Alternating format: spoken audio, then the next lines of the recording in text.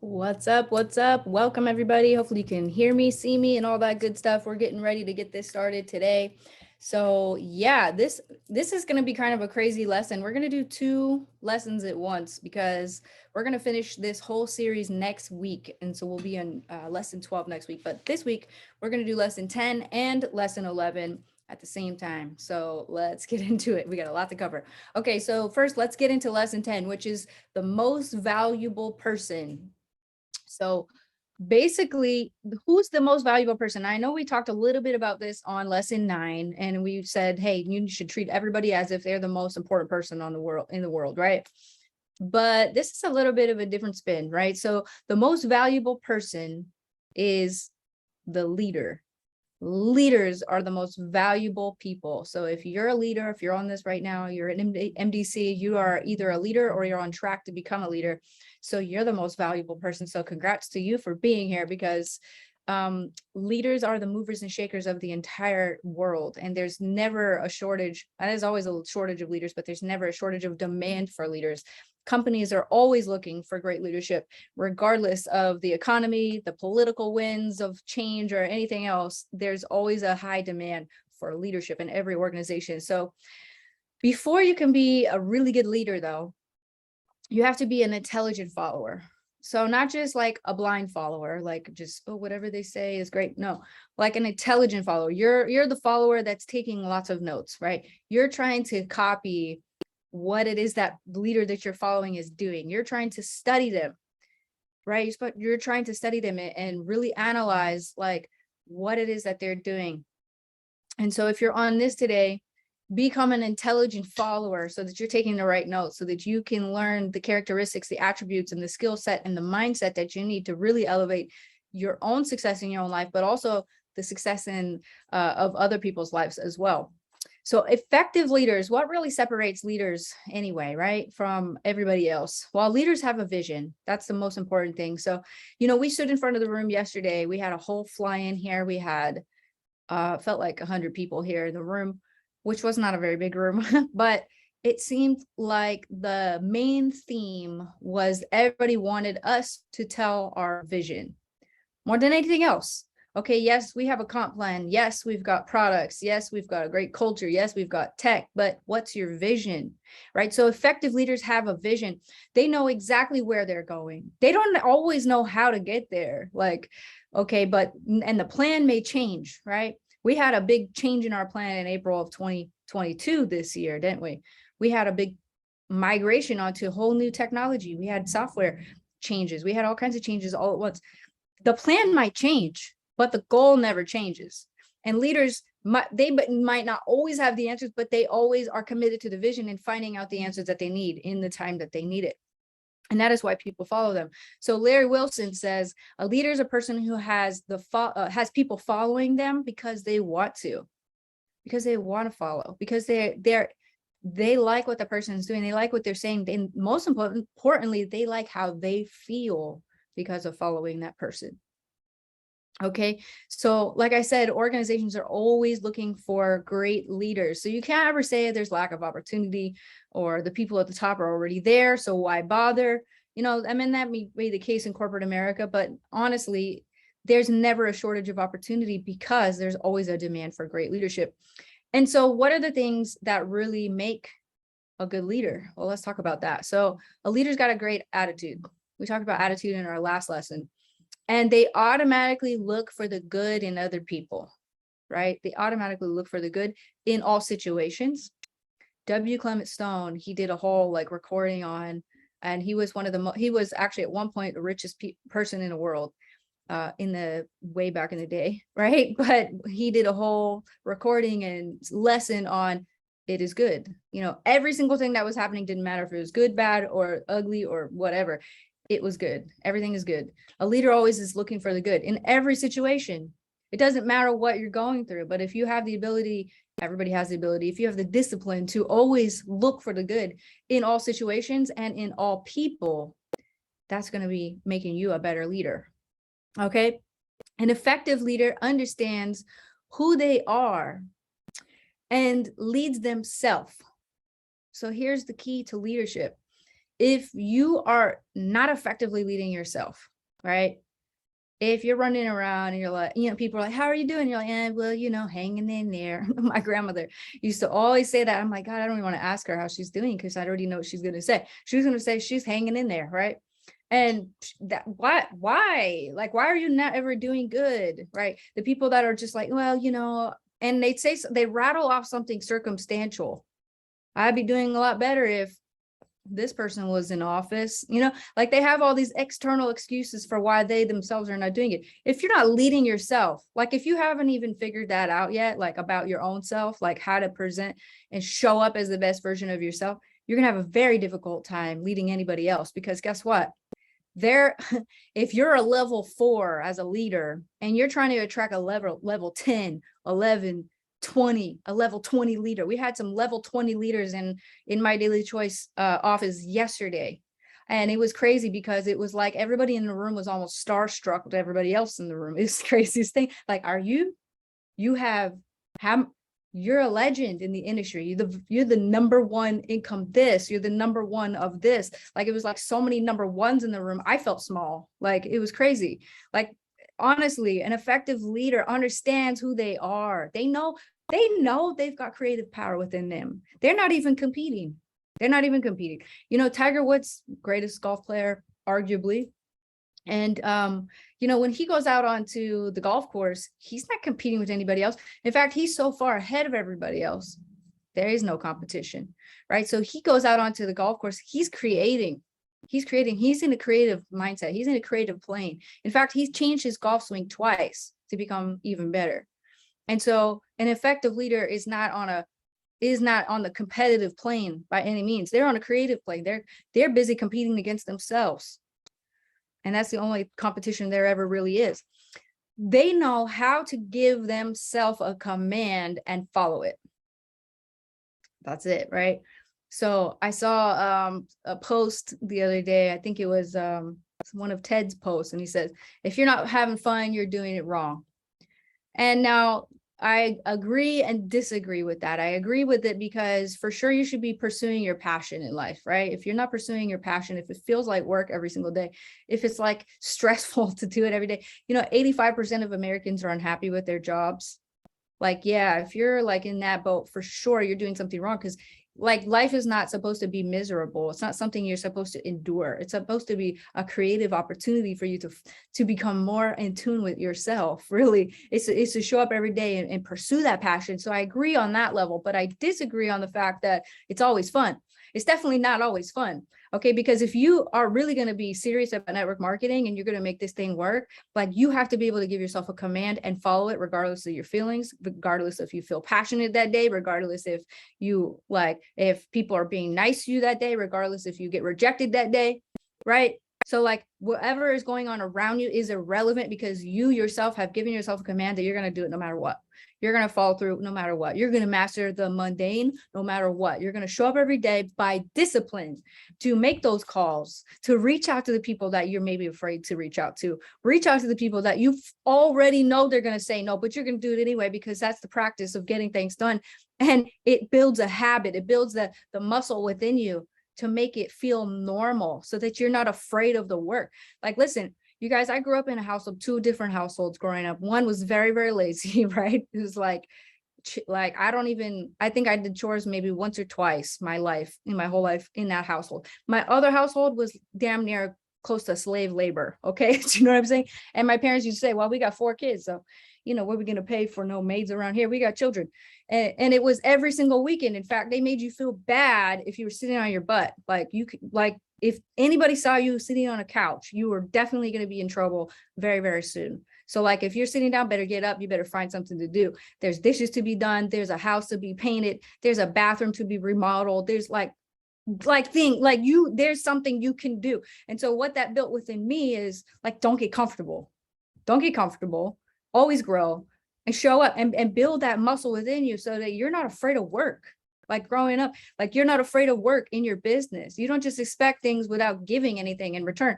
So a leader has the ability to give yourself a command. I'm completing this, and this is how it's going to be done, and this is what I'm going to do, and I'm going to follow it. In fact, Damon Coleman, when he showed up to our company, he had No reason to say any of the things that he said, but he walked in the door and he said, listen, I'm going to hit 100K my first month. Okay. My first 30 days. And within my first 2 months, I'm going to hit 250K. And he said, and how I'm going to do that is I'm going to attract all 6 and 7 figure and 8 figure income earners to me. And he said, and by how I'm going to do that is I'm going to give them value. I'm going to show them what I see. I'm going to share with them the vision of the company, my daily choice. And beyond that, I'm going to show up to the Zoom calls every day. I'm going to do up to 9-10 presentations a day if I have to. These are the things I'm going to do. I'm going to give myself a command and I'm going to follow it. And because of that, he did exactly what he said he was going to do. Now, at the time in our company, we had not had somebody hit 250K in 60 days. That hadn't happened yet. So for Josh and I to be witnessing, sitting back, seeing this leader come into our business and say, I'm going to do all these things, we're like, hell yeah, like finally, like, yes, like we're going to have new energy coming to the company, people that believe in where they're going, leaders that have vision, leaders that have their own self-vision. They're not just hanging on, to the company for dear life, every, like little thread, barely hanging on. No, these are the people that are propelling the company forward. That's where you want to be if you choose to be successful in this industry, right? So an effective leader knows who they are. Now I want to go through just a couple things here, and I'm going to just bring out my handy dandy Think and Grow Rich book for this, of course. But here's the major attributes of leadership, according to Napoleon Hill. Now, keep in mind, I'm sure you know this, but he interviewed over 500 people of the most successful people during the Great Depression. Not everybody was hurting in the Great Depression. There were some people that weren't even bothered by what was on the news and the radio. They weren't bothered by the vibe of the rest of the people and the masses who were being depressed about everything. They weren't bothered by any of that junk. They said, nah, I'm going to make something happen. Like, because every crisis, there's an equivalent opportunity, right? And so these people were really focused on the opportunity and how they're going to better themselves so that they could take part in the market share that created so many millionaires during that time.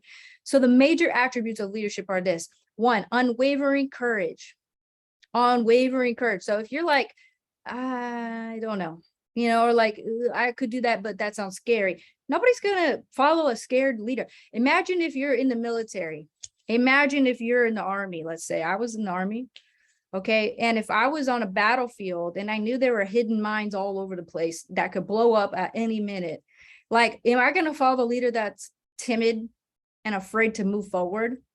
Heck no, because I know I'm going to get blown up following somebody like that. I want to go to follow the person that's like, listen, I did this before. I've been through this minefield. I know where the bombs are. I know how to get around them. I know the strategies that we need to get through this. And this is how we're going to do it. And getting everybody on board. All right, we're going to make a hard left here. Then we're going to turn around. We're going to do a little dance over here. We're going to hop over this mine. And then we're going to get to our destination. Unwavering courage. It doesn't matter what's going on. They have courage. It doesn't matter if their whole team fell out from underneath them. They have unwavering courage, right? Like, it doesn't matter what's going on. Hey, did you hear so-and-so just quit? Who cares? Let them. Energy is meant to move, right? That's okay. Not all energy is going to stay. We're only going to attract the right energy for us, right? At the time. So you got to be brave. How you be brave is you practice that. You do it. Then the more you do it, the more it becomes normal to you. It becomes your paradigm. Imagine if you're riding a bicycle, you fall off one time, you're like, I'm not doing that again. No, it's get up again, get up and try again and keep trying and keep going until you figure it out. And when you figure it out, you better tell somebody else how they can figure it out too. Number 2, self-control. People who cannot control themselves can never control others. Self-control sets the mighty example for one's followers, which is the more intelligent will emulate. I'm going to be real honest. I'm not going to lie with you guys right now. This was a hard one for me. Self-control, for real. Like me, my fingers be hot on Facebook sometimes. You go back to my memories, I'm constantly deleting them because I'm like embarrassed by my last self from 2, 3, 5, 8 years ago. In fact, if I go back far enough, I'm like, who is this? Like, can I unfollow them? It's myself. Can I unfollow myself? I would love to unfollow me from 2014. That shit's embarrassing. And if you're not embarrassed by your memories, you haven't made any growth, right? If you're not like thinking about that, like if you're posting the same negativity that you've been posting for the last 8 years, where's the growth? You should not be able to recognize yourself if you're really growing. Self-control though, I had to learn that, and it's not always easy. Sometimes I type a whole message out and then I delete it before I send it. That's progress for me. I didn't send it. I didn't tell you how I really feel. I was going to, but I have self-control because you know what? Because I need to appeal to everybody, not just my particular niche, right? That was a hard one for me to figure it out. I was so gung-ho in one direction, but I became so polarizing. And people came to me, leaders came to me, and they said, listen, can you freaking chill? Like, please, Jenna, just chill. Like, because listen, we got people all over the world. Like, this isn't the Jenna show. This isn't the Robert Hollis show, right? This is not the Damon Coleman show. This is not the Stanisha show. We're all got to work together, and therefore we cannot be polarizing. We've got to have self-control. If you want to be a leader, you got to show up as a leader. Leaders don't make those mistakes, right? Unless they're in training, which I was for sure. And then you make that mistake, but you learn from it and you move forward. Number 3 is a keen sense of justice. All right. You want to be the good guy. You want to be the good guy that helps the good win. Because let me tell you, if you're a butthole, like, and you believe in craziness, like negative and bad should win, like, no, you got to have a keen sense of justice. You got to be fair to everybody. You can't play favorites. You can't have that fairness and justice within you, right? Because if you don't, because you're gonna build hate groups against you, and people are really not going to want to follow you if they feel like your integrity is off. In fact, the number one thing people were looking for out of a company, and this is so crazy to me that it's even like this, but it is, the number one thing people are looking for, these top leaders, 7, 8-figure income earners are looking for in a company, is owners with integrity.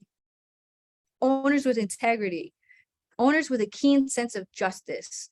Owners that aren't going to sell the field out for money, right? Owners that aren't going to take away the field's paycheck. Owners that aren't going to rip the rug from under them. Owners that aren't going to just terminate people because they feel threatened by their bright, shining ways, right?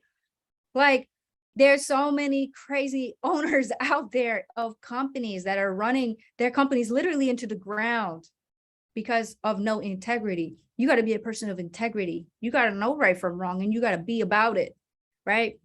That's the number one thing. That's not even in our presentation. And that is literally the only reason why we decided to start our own company, is because we could not find owners with integrity out there. And so we were going to be that. We were going to be that for people because we felt that's what people needed. That's what we needed. Okay, so let me see what's next. Definiteness of decision. You can't be wishy-washy as a leader. You can't have one. This is not the hokey pokey. You can't have one foot in and one foot out and dance around. It's not going to work. People will only follow you if you are so sure of what you're doing that you've made decisions and you follow through with it. The opposite of making decisions, okay, is procrastination. Putting it off. Not getting around to it.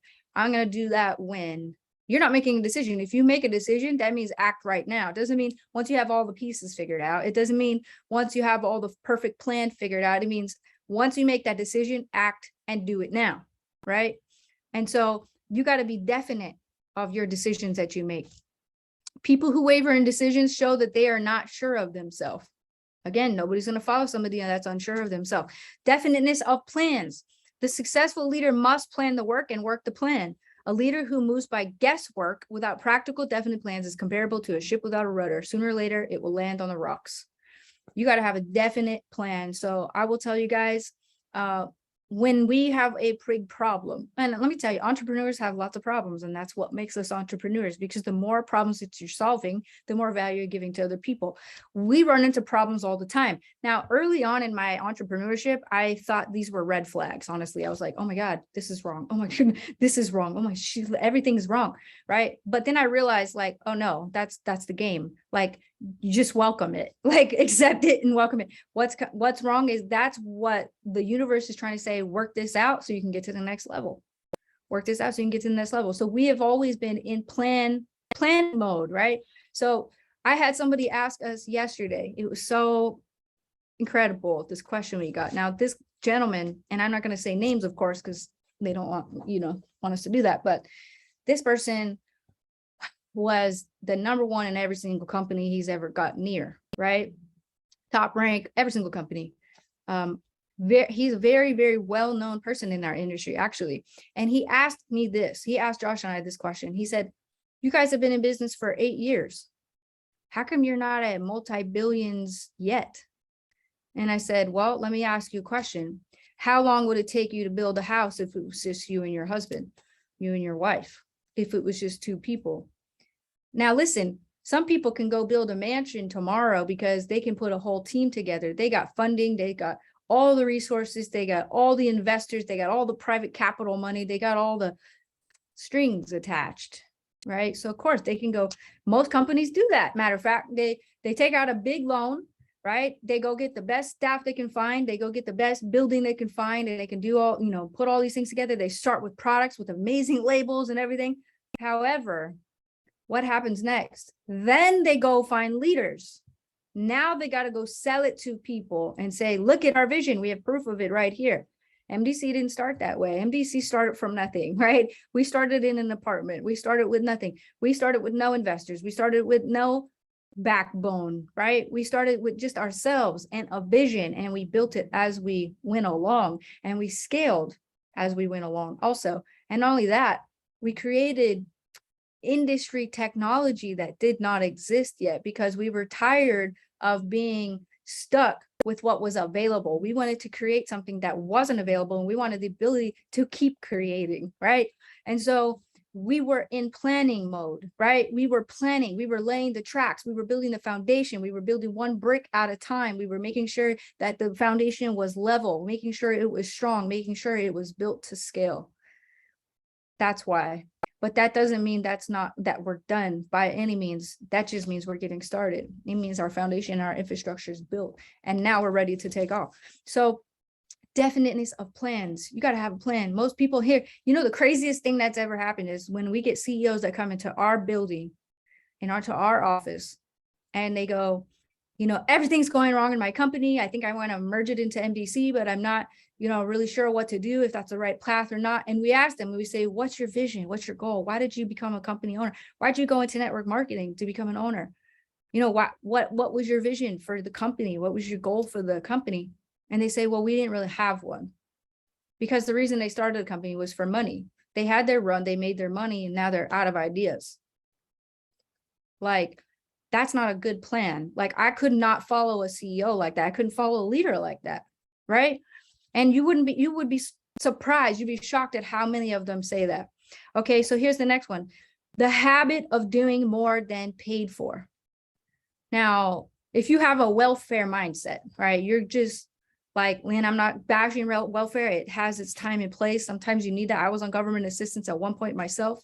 But what I'm saying is, if you're always looking to get exactly what you're giving, right? If you're only going to give just a little bit, right? You're only going to do what's required of you. You're going to do the base job, and that's it. You're not going to go above that. Well, the problem with this mindset is, if you never do more, you're never going to get paid to do more. And you have to do it first. You can't expect to pay without doing the work first. That doesn't work that way. It's a broken universal law. It can't happen. In fact, why do we promote people in our company? We promote people all the time. In fact, we move them from customer care into marketing. I mean, these people are so cross-talented, it's unbelievable, because we really want to raise our own leadership internally as well. We don't want to just a bunch of strangers coming and infiltrating our culture. Like, we want to raise people up. And guess who gets promoted at our company? The people that are doing more than they're paid for. It becomes so apparent that that person is too big for the role that they're in. They make it so obvious that we have no choice but to promote them. So if you want to get a promotion in My Daily Choice and you're acting like a 1K affiliate, nothing wrong with that. But if that's your mindset as a 1K affiliate and you're doing the work of a 1K affiliate, don't expect to be paid as a 25K affiliate until you start doing the work that a 25K affiliate would be doing. Does that make sense? A pleasing personality. No slovenly, careless person could become a successful leader, period. If you're the one that's got the bad vibe, like you come into a room and you're the rain cloud, like you can't expect to be successful, because you can't be successful without people, right? You got to have good personality, and personalities are not permanent fixtures of yourselves, by the way. People, say all the time, like, I got to be me and I got to be true to me, but who is me? Like, you get to change that. You get to change your personality if you want to. It takes work, it takes development, but you can. You can learn to have a pleasing personality if you don't have one now. The next one is sympathy and understanding. Successful leaders must be in sympathy with their followers. Moreover, they must understand them and their problems. So understanding is really the key to everything, right? Understanding is the opposite of fear. People say, no, faith is the opposite of fear. No, faith based on understanding, not faith based on blindness. Faith based on understanding. When you walk into a dark room and it's scary, you turn the light on, you can see, you understand there's nothing to be afraid of because you can see now, right? So you got to have understanding of the people. You got to understand where they are and help them get to where they need to be. Have sympathy, not necessarily that you are feeling so bad and poor for them, because that energy does not help them at all. But understanding, like, listen, I understand you're here now, but as your leader, I see you over here. So let's get you moving, right? Okay, so number 9, mastery of details. Successful leadership calls for a mastery of details of the leader's position. You got to be meticulous about everything that you do. You got to be methodological. Is that how you say it? All right. You got to be paying attention to detail. Attention to detail is something that's instilled in the military all the time. Like, I can tell you, like, I got in trouble one time in the military. I think I didn't clean up perfectly or something. My bed maybe didn't have the right exact 90-degree angle or whatever 45-degree angle it was.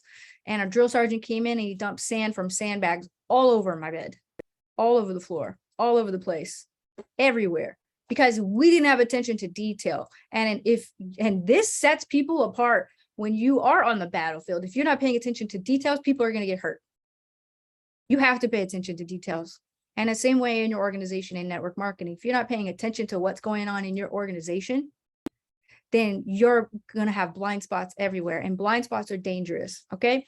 Next one is willingness to assume full responsibility. Successful leaders must be willing to assume responsibility for the mistakes. So Henry Truman had a sign in his office at the White House, right? And he said, the buck stops here. That's where that came from. Well, guess what?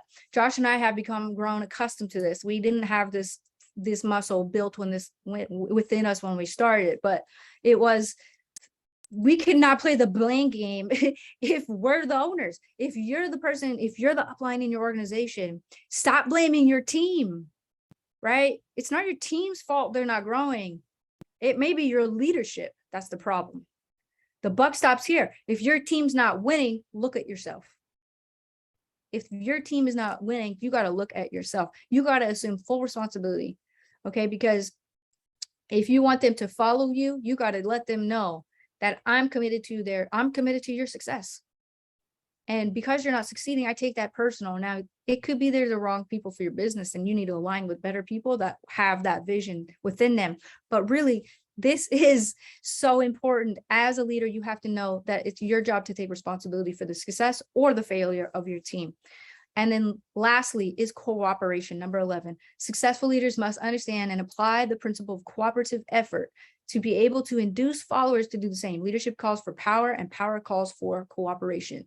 You can't achieve anything worthwhile success without the cooperation of other people.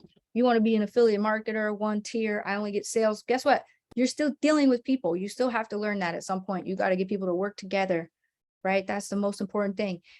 So many times in network marketing, we see the gallant battle between corporate and the field. What we try to do differently here in My Daily Choice is build cooperation between both sides. There's only 2 departments in all companies, and that's sales and sales support. And we make sure our people know that, because we have to bridge the gap between us and them. There is no us and them. It is only us. It is only one team. And that cooperation is what changes the success and the destiny really of the company. All right, let's move on to lesson 11, and we're going to wrap this up. Okay. 10 o'clock in 30 minutes, we have Josh's webinar.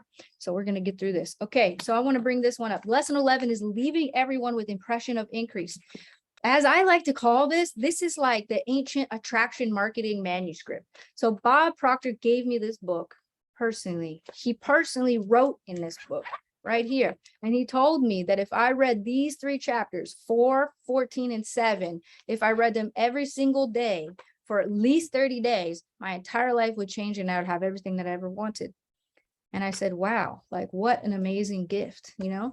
And so I already had this bookmark, but the chapter we're going to go to today is going to be chapter 14, the impression of increase. Now, I'll be honest, I read this a few times. And I wanted to just skim through it because honestly, I didn't see the meaning in it. What book is this? This is The Science of Getting Rich. Now I have the original copy before the title was changed, and that's The Financial Success Through Creative Thought, Wallace D. Wattles. But it's now The Science of Getting Rich, okay? I read this chapter several times. I didn't understand it. And I thought it just meant to just be nice to people everywhere you go. Impression of increase, right? Just add value wherever you go.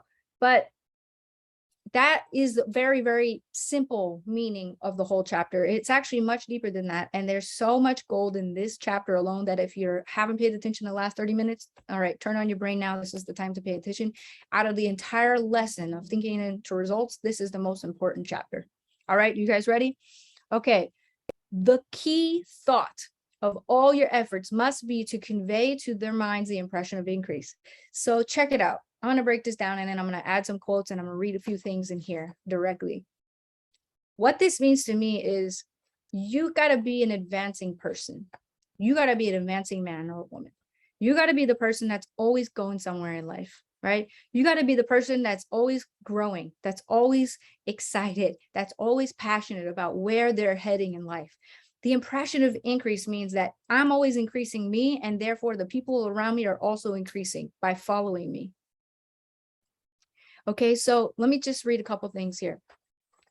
And I want to read it straight in here. So before I get too deep into this, first of all, this is the natural law. This is a natural law of the universe, just as gravity is. Okay, nature is always seeking increase, right? Nature is always seeking increase. If all the cars on the street stopped, if all the landscapers quit, right, in the whole world, what would happen? You would see an overgrowth and abundance of trees growing everywhere, covering the streets.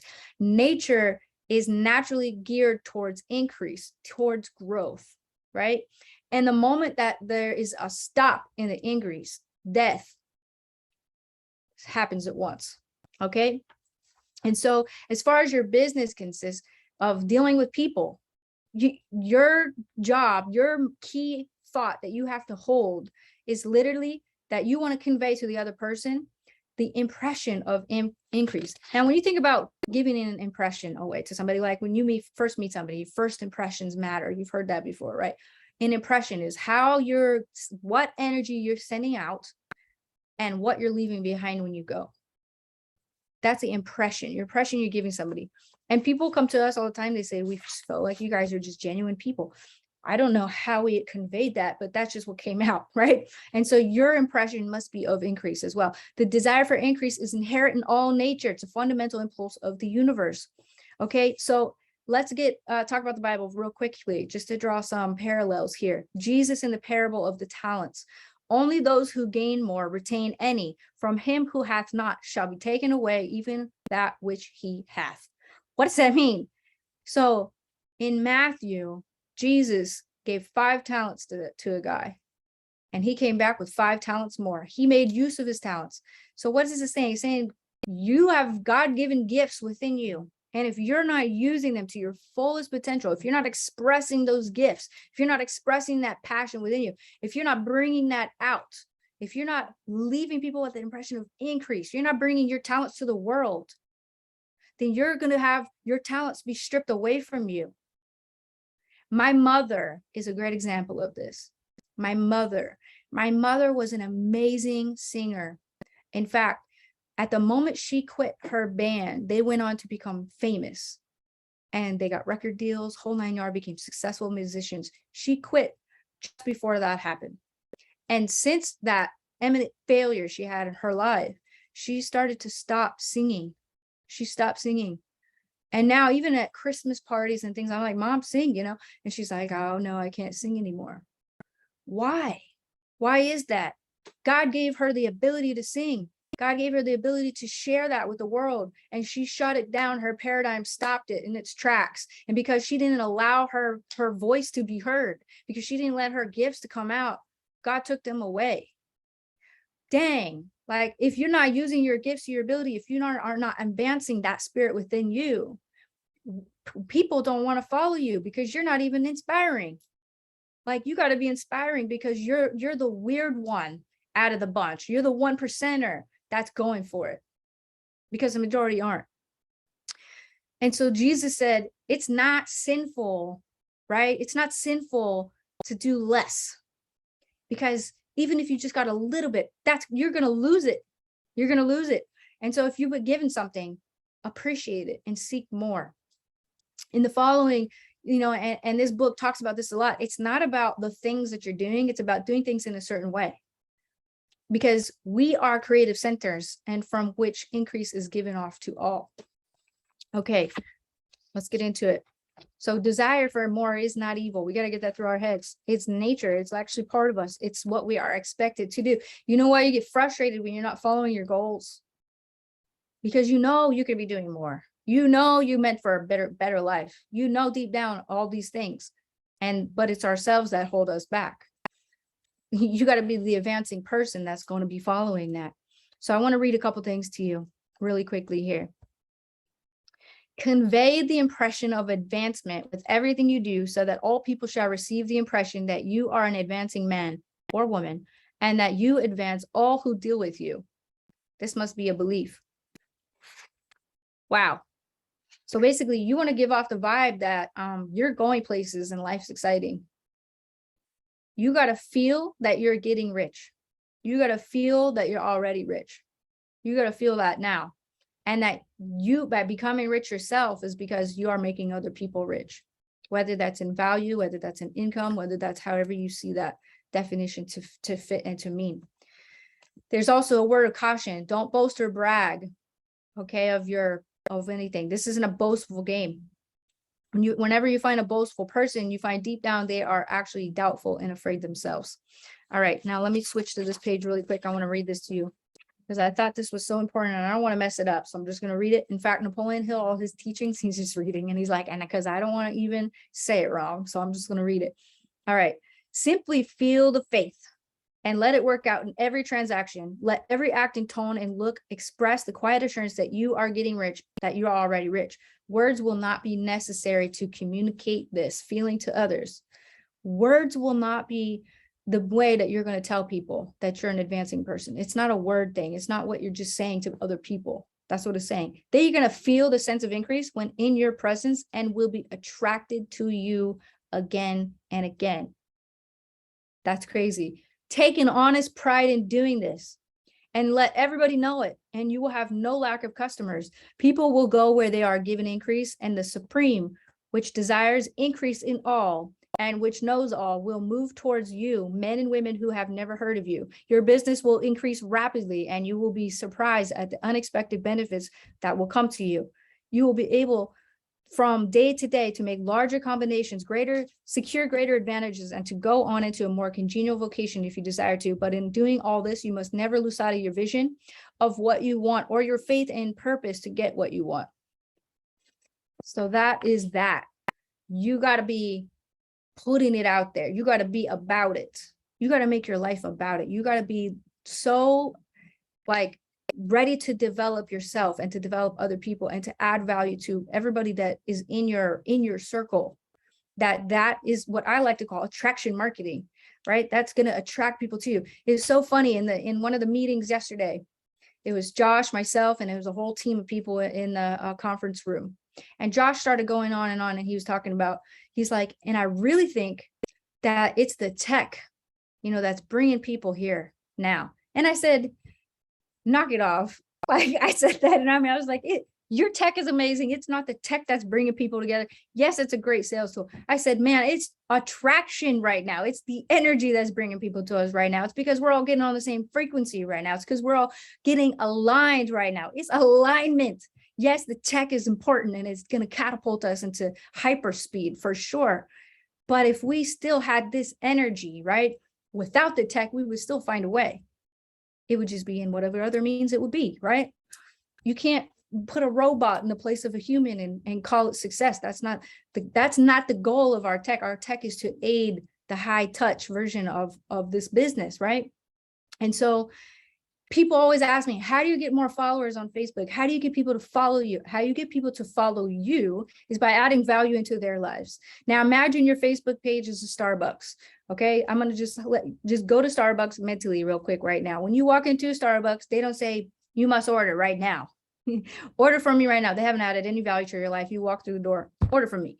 That's not what they say. Here's what they do. They don't talk to you at all, actually. They just let you walk in and do what you want. Really, you want to use the bathroom? They don't ask questions. They don't say, sorry, it's only for customers. They don't do that, right? You can bet if you're on a road trip and you stop in a Starbucks, they're going to let you use the restroom. Not everybody does. That's value. That's free value. What else do they let you do? They let you sit down. They let you charge your phone. They let you charge your laptop. They also let you use their Wi-Fi for free. They're giving you all kinds of value. Now, you're sitting there. You just use the restroom on a 3-hour road trip, right? Or 10-hour, whatever. You just use their Wi-Fi. In fact, there's a Tesla charging station behind the Starbucks. And now you're getting all kinds of value by being in this spot. You're going to feel like I need to buy a coffee or something. I need to buy something. You ever feel like that? So the people that buy from me, I try to give them so much value. They have to pay me in some way, because they know that they've gotten so much free value, and that's the goal. The problem with sales right now today, the problem with salespeople is this: they're afraid to ask to take money from people because they know they're not adding value. And because they know they're not adding value to somebody's life, they're afraid to take their money. So here's the deal. You're not going out just to sell collagen. You're not going out just to sell a product. You're selling yourself. Why should they order from you? We could find similar products probably on Amazon or anywhere else in the world, right? I mean, ours are pretty special, but you get what I'm saying. What's the difference? You're the difference. So if you're not adding value to that person's life in some way, they're not going to follow you, period. If your Facebook page is a Starbucks, you want to add so much content and so much value in there and so many like amazing tips and tricks and things, that people really need to know. You sharing stuff that people really need to know.